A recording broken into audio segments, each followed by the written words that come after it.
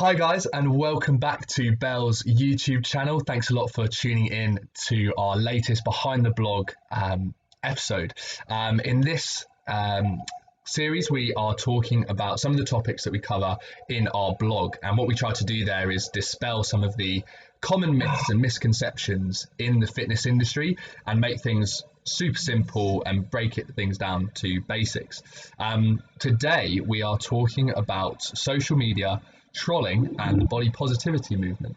One of our founding coaches, Louise Garner, is joining us today as it's something that she's super positive about, and she's written an epic article about it last week. So if you haven't already, definitely go and check that out, because that will be linked below in the description for this video. For anyone that doesn't know, Belle is the world's first online fitness coach matching service, and we aim to help you to become better in everyday life by connecting you with your ideal online coach. And one of those online coaches is Louise, and she's going to be talking us through sort of her views on trolling on social media and the body positivity movement. And I'm super excited to get her views on all things such as that.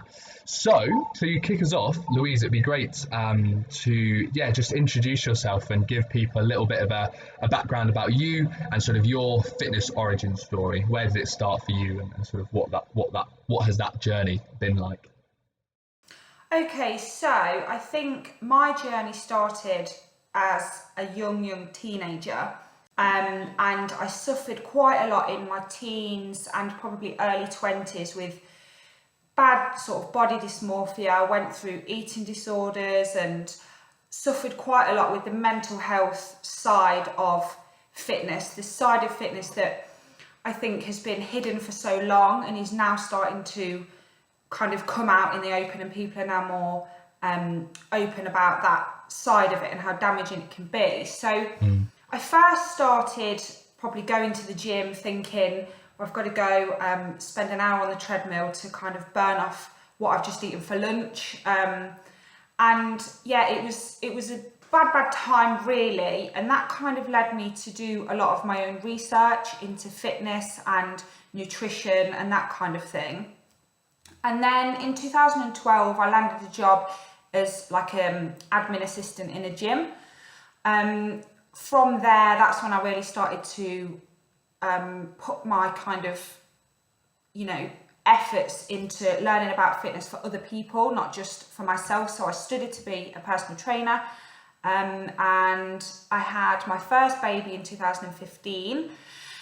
And after that, I started getting back into kind of a bit of a rubbish relationship with exercise and food, and this whole got to get your pre-baby body back, that kind of thing. And that's when I started to really fall in love with the science behind nutrition, and really started to realize that the gym side of fitness was such a small part of it. So yeah, and then I went on to study MNU. So I'm now a MNU certified nutritionist, personal trainer, and I also am a pre and postnatal fitness, what would you call it, advisor, expert, whatever. Yeah. So yeah, I've always kind of got my hands in different things, so I'm always studying, I'm always like learning more. And I think that's really stemmed from how my fitness journey started, how damaging that was from the beginning, really. Yeah. No, that's great. It's great to hear about sort of your story and your journey with relation to fitness. It's really interesting, like you said, like it's a lot of people perceive exercise as potentially all about the way you look, or just about building muscle, or on the flip side, just as a way to burn calories so that you can eat and that sort of thing. And thanks for sharing some of your struggles as well. I'm sure there will be people out there who have maybe experienced similar things or might even be going through that. What was that like for you, like that period of having that relationship with food and going through like body dysmorphia? Like it's not something I'm like super familiar with. It'd be great if you're happy to speak about it, just what your experience was like with that. Well, in all honesty, it completely consumed me. I think it took over my entire life. So it started with kind of using my fitness pal. I found out about my fitness pal, and a lot of people will probably know that you put your metrics in on my fitness pal and it will give you way low calories. It's just completely unsustainable, but I thought that was what I needed to aim for. So it was like 1,200 calories a day or whatever, and then going to the gym and thinking, oh, I've eaten 400 calories for my lunch, so I've got to be on the treadmill until that's all gone. And it was just my every thought, really. How can I compensate for the food that I'm eating, and how little can I eat just kind of to survive, in a sense? It really did take over my, I would say, early 20s more than anything, but definitely late teen years as well. And it was just, in fact, there was one time that I remember really vividly. We were on holiday as a family, and I think we were just in Dorset or somewhere, and we went to Subway, and I ate at Subway and thought, I need to go and be sick now to get rid of this, because this was a meal that I would never have eaten in normal life. But you're on holiday with the family, and you just do what you have to do to sort of look as if everything's normal and you're happy. And it was a real mental struggle, I think, more than anything. But that was the only thing I thought about, I think, for so many years. Yeah. No, that's really interesting. It's weird how something that's meant to be really helpful, like MyFitnessPal is there to really help people on their fitness journey, can actually lead to things which really challenge people's health. So it's strange how it can go sort of one of two ways.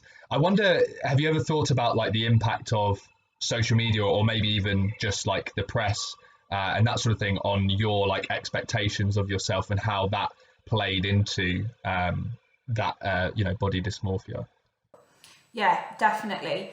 There was websites, I won't say what they were called because I wouldn't want anybody, going Googling them and trying to find them, but they were websites that were like pro eating disorders, and there was pictures on there of how you should look, and people's different stories about how they'd managed to get around eating with the family, how they'd compensated for meals that they had to eat, and that kind of thing.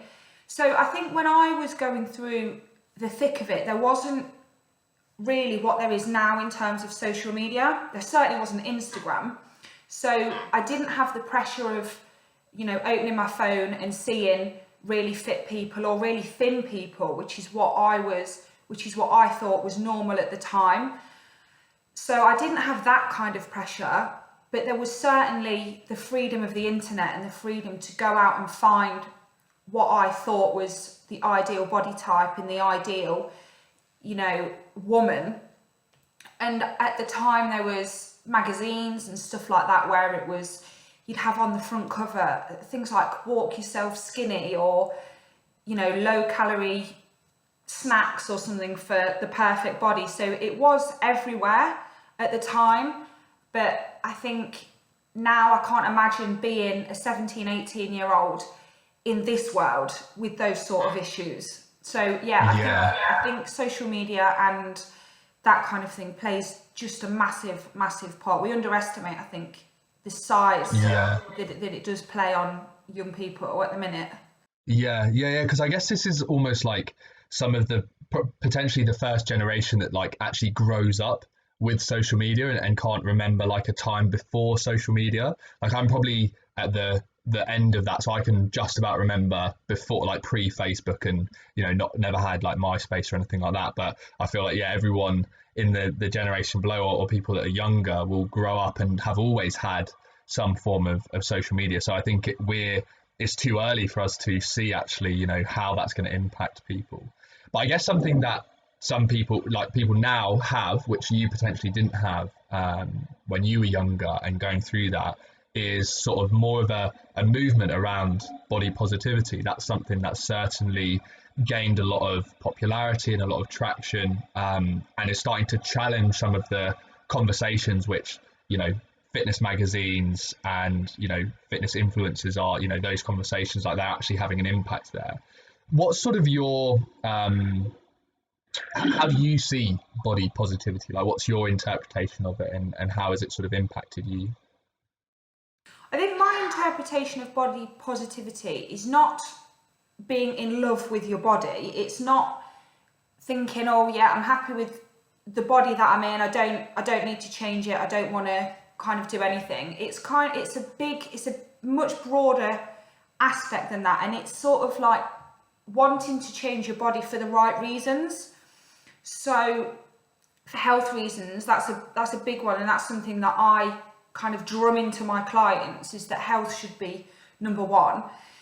If you want to change your body, if you want to change the way it looks, then that's also fine. You don't have to just accept the way you are. So I have a lot of my clients that come to me are mums, and often they're new mums, and they're I wouldn't say they hate the way they look, but they're often sort of brought down by the way they look, because perhaps weren't quite expecting the change that was going to happen when they had babies. And I think that makes me really sad, because I've been in that position, but you've just had a baby, and all around there's all this, how to get your body back, and you should be back in your pre-pregnancy jeans in 6 weeks, and this, that and the other, and people feel the pressure, I think, for things like that. So body positivity, I think, is just accepting your body and being thankful for your body. I mean, your body does what you need it to every single day, and we don't think about that. We just think about what we need to change and what we want to change and what we don't like, rather than I've got up this morning. Like, that in itself, I think, is something that we obviously don't think about every day. And I've managed to walk my lad to school this morning because I've got legs that work, and I might want to look, like, for instance, at the minute I am dieting, but I'm dieting because for the right reasons now. It's not like, oh, I hate the way I look, I need to be a size 8 kind of thing.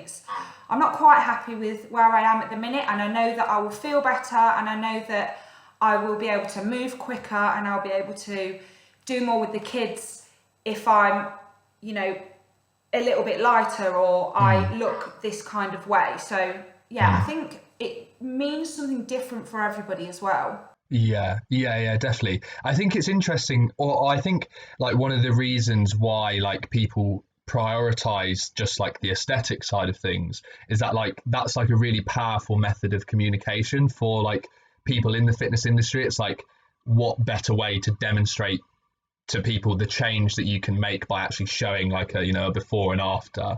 But like you said, it's actually the motivation behind that which is most important, and it's hard to, like, articulate you should do this for the right reasons. So I think that's something that definitely impacts people. When you're, especially when you're first exposed to exercise and fitness, like, that's the thing you see the most, is like this before and after.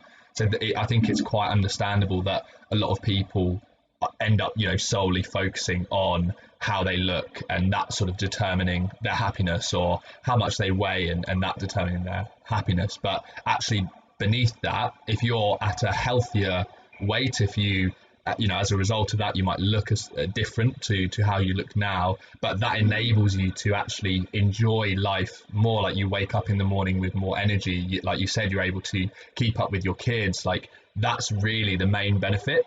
But those things are not as easy to communicate as a single image of, like, before and after. So I think that's maybe something which has been like a big challenge for the fitness industry, and this body positivity movement has started to try to address that, maybe. What do you see as, like, kind of the impact of the movement on maybe norms within the fitness industry? Is there anything you've noticed in the last 5-10 years which has changed maybe as a result of it? I think I'm seeing a lot. I don't know about you, but on my Instagram, if there's people on there that make me feel a bit crap, then I'll just unfollow them. It's taken me a long time to get to the place where I can just click unfollow and not think about it again. So on my feed, I've got a lot of that sort of body positivity kind of thing. And there's fitness influencers now that are normalising that. And I know Gymshark played a big part in that quite recently. And I think that's so important because, like we've said, social media is so normal for young people now. I have noticed with a lot of women that they're now more open about how they feel about their bodies. And I think a lot of that has come from the normalisation of we all look different and you're a different size to me and that's okay, and it's not my business what you look like or what size clothes you wear. And a lot of women will come to me and they'll start by saying, I want to be this size because of this. And then that's then my job to dig deeper, into that. Like, I want to be a size 8 because that's what size I was 2 years ago. Like, okay, but you've had 2 babies in that time, and you've been breastfeeding and you've done this and you've done that, and maybe that's not realistic. And I think this whole movement has made people realise that actually that's okay. It's okay not to be where you were or where you originally thought you wanted to be. It's okay to change your goals. And all of this because it's blown up quite quickly, hasn't it? I think this whole body positivity thing.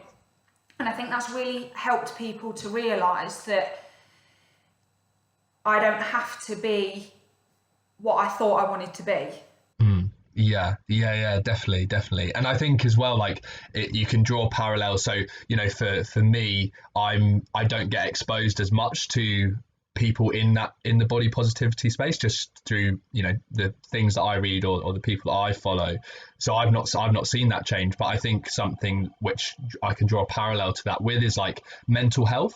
I think now there's more conversations around mental health. People understand that it is normal to have times where you feel down, and it's okay to do that because more people have spoken out about it. And that's similar to what you're saying about body positivity, is that you've got women out there who are more open about how they feel about the way they look and that impact on their mental health and physical health. So I think that like empowers people, doesn't it, to actually go out and discuss that with their loved ones, or just to be more accepting of it, which I think is a great impact to have had for sure. So obviously with anything that goes on in the public eye or on social media, there's always some people who don't really agree with it. Both of us who create content and put stuff out on social media, I'm sure we're both familiar with people leaving comments on posts which are definitely less than supportive. Do you think it kind of triggers people that there's now more of a like holistic approach to fitness? Like there are people who are glorifying what is not in their eyes like the ideal, quote unquote, the ideal body. Do you think that kind of triggers these people? Yeah, I definitely do, but I have often just put it down to miseducation. So I think I see on a lot of bigger accounts than mine, for instance, if they're promoting body positivity or sort of letting people know that it's okay not to be a smaller size, and that being a smaller size doesn't always equal health. I've often seen in particular their comments, people will be sort of kicking off, for want of a better word, of saying, how can you say this is healthy, this is not healthy, this person is obviously overweight. And I'm not talking about like people that are unhealthy. For one, I don't think from looking on a phone, how can you tell somebody's healthy or not? I don't think just a person's appearance is enough for you to say, no, they're definitely unhealthy, or yeah, they're definitely really healthy. But I have had comments, I've had messages in my inbox. I remember once somebody said to me, how can you call yourself a coach? Like, you're too fat to be a coach. And that, I remember that comment really upset me, because I'd only just had a baby for a start. So it blew my mind in a way. I was obviously going through all the emotions that you have after having a baby anyway. But then after a while, I just thought, well, you're not the sort of person I want to work with anyway. So why does it matter to me? You know, I don't really care what you think. And I just think that people who feel the need to go into somebody's comments or even into somebody's DMs and say something like that just shows you what sort of person they are. I mean, I would never go into somebody's profile and think, oh, I don't agree with your job or whatever, and feel the need to tell them, because what's that got to do with me? It's not my issue. So I think it really just reflects poorly on a person, but I do genuinely think a lot of the time it's because they aren't educated enough. They haven't done the research, they don't know what they're saying, and they don't know what they're actually commenting about. No, I think that's true, because I doubt it would be like an actual personal trainer who's been through the process of learning about physiology and anatomy who would make that comment about you, because your knowledge and your ability to train someone is very separate to your own appearance. And obviously, having just had a child, that you're not going to be in the best shape of your life, and that's totally normal. I've had, like, I guess the opposite, where people have been like, oh, don't take advice from this guy because he's too skinny, like he didn't know how to build muscles, so don't bother. But the knowledge, if they had the knowledge that you and I had, potentially they wouldn't say that, because they know that actually it's not about how you look yourself, it's actually how you can help people. And also, as a coach as well, there's more to it than just like getting a physical result. There's actually, you help people on a deeper level than that, and it's about how do you inspire people, how do you motivate people, how do you keep them accountable, and that is stuff that all goes into being a good coach. So I think that's, people don't potentially understand that, and they've not had that education to know there's more to it than just like you need to look a certain way. And I think on the flip side as well, there's people that look great but are just absolutely trash coaches. Like, they just happen genetically potentially to be really, really good. People who've been on Love Island or something and then turn their hand to coaching.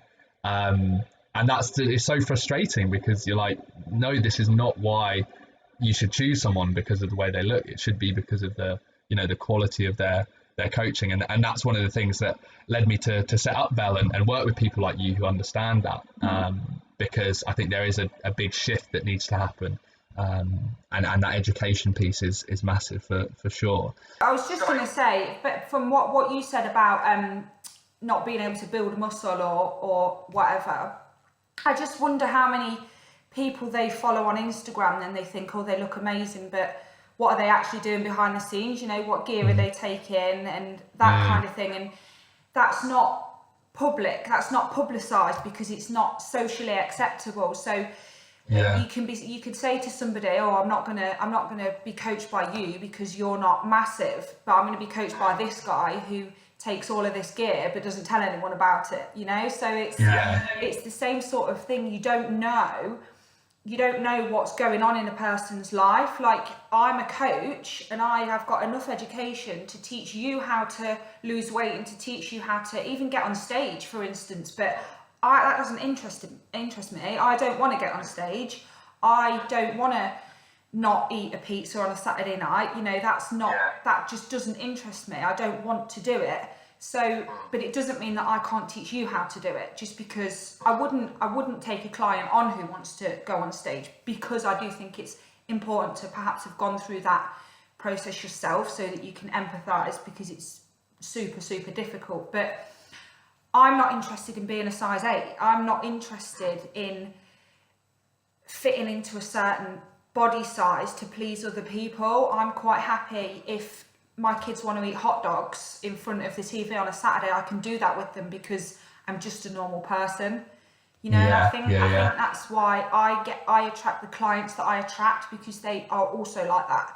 They don't want to have a strict meal plan that they have to follow every day. They want to be flexible, and they want to be able to have a glass of wine and a chocolate bar if they've had a shit day. And that's how I think too. So I think just because I don't want to be in that position, it doesn't mean I can't help you get in that position. You know, if somebody came to me and they said, right, I want to be a size 8 and I want to have abs, great, I can help you get there, I know how to get there, let's do it.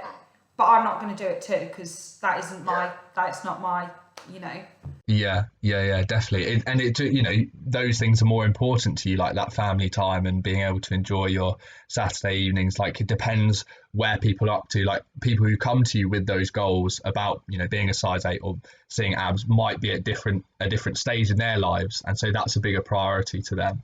And I think it's the same as what you were saying about you can't tell if someone's healthy just by looking at them. It's like you might look at someone and say, oh no, they're not slim enough to be healthy, and then look at someone who's got lots of muscle, and actually one of those people actually eats a lot of fruit and veg, like eats very clean, and the other one might you can still have a lot of muscle and eat lots of takeaway, go out for beers on the weekend, do drugs, like all of that sort of thing. So that's a great point. You can't tell if someone's healthy just by actually looking to them.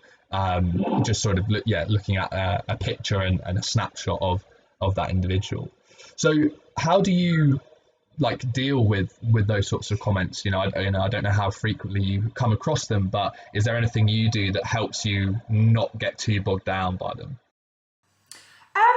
It's taken me a long time, I think, but I've just have to repeat to myself that it's not me.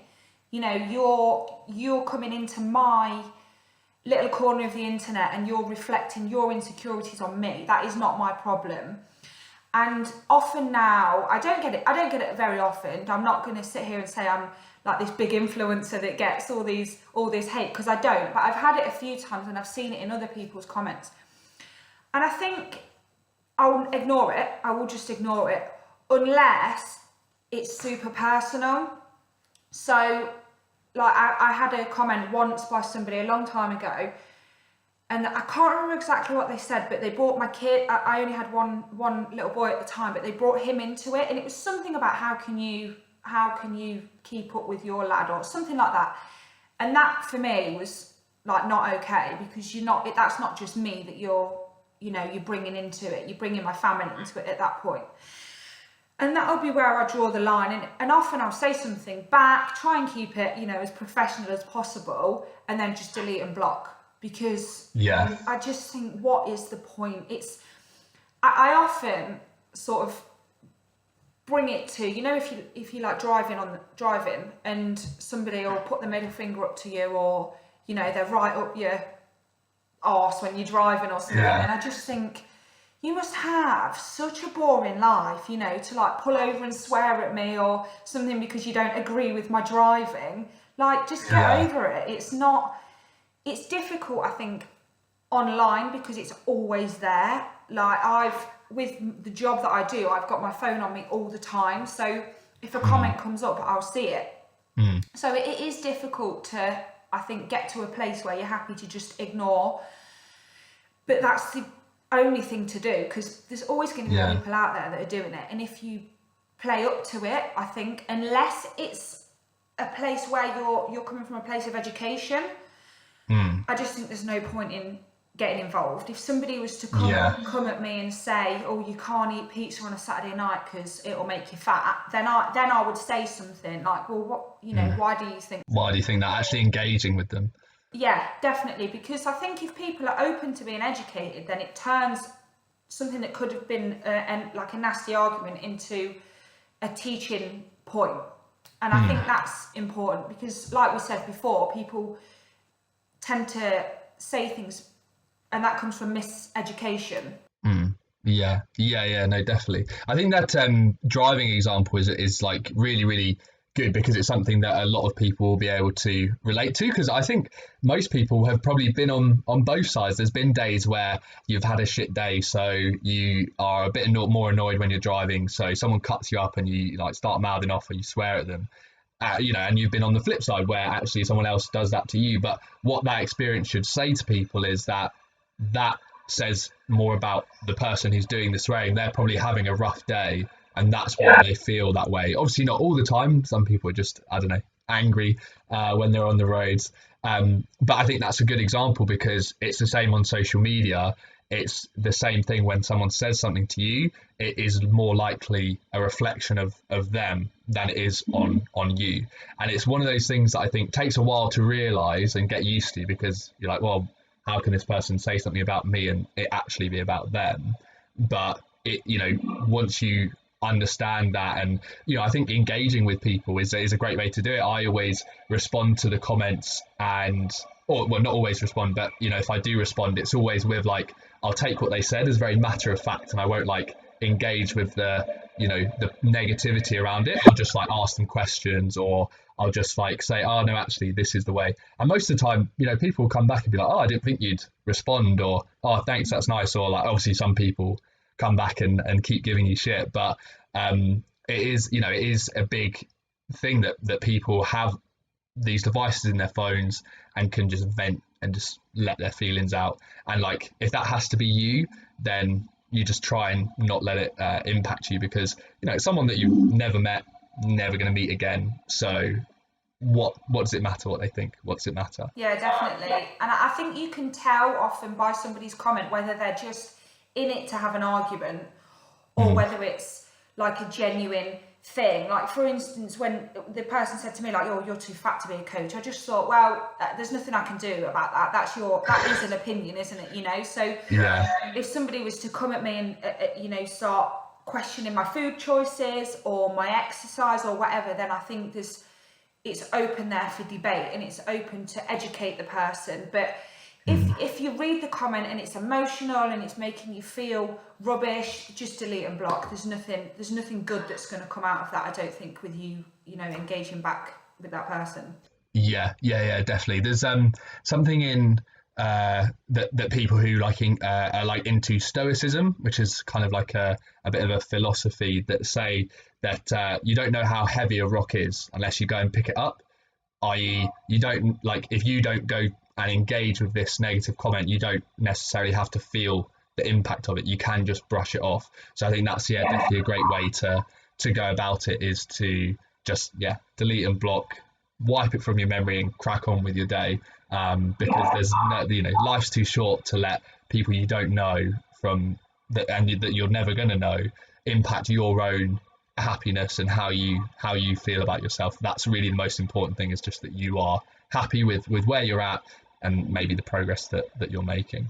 So I think that's definitely a really important point to actually end on. That was pretty much everything that I wanted to cover. I think we've had I've loved this conversation, to be honest. This has been one of my favorites so far, because it's something that's so close to the heart of Belle, trying to address some of the almost the unhealthy culture, ironically, around the fitness industry. There's a lot of things to actually tackle, and I think this is a big part of that. So thank you so much for coming on and for sharing your story and your experience as well. It's been absolutely amazing to talk to you about it. That's all right. Thanks for having me. I've loved it too. It's been nice to talk about something other than just weight loss. yeah, definitely, because there is so much more to your health than just how much you weigh. So it's important to highlight those areas which don't maybe get as much airtime or as much exposure. So big thank you to everyone who's tuned in and who's watched. If you have enjoyed the video, then definitely drop us a little like, and if you want to catch the next one, hit subscribe.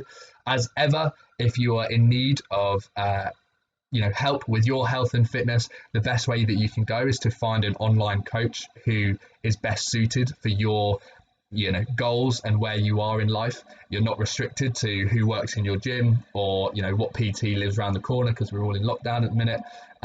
So definitely go and check out meetbell.com, get matched with some of your ideal coaches and have a conversation with them. If you've liked what Louise has had to say, then reach out to her directly, and I'll leave all of the relevant ways to do that below.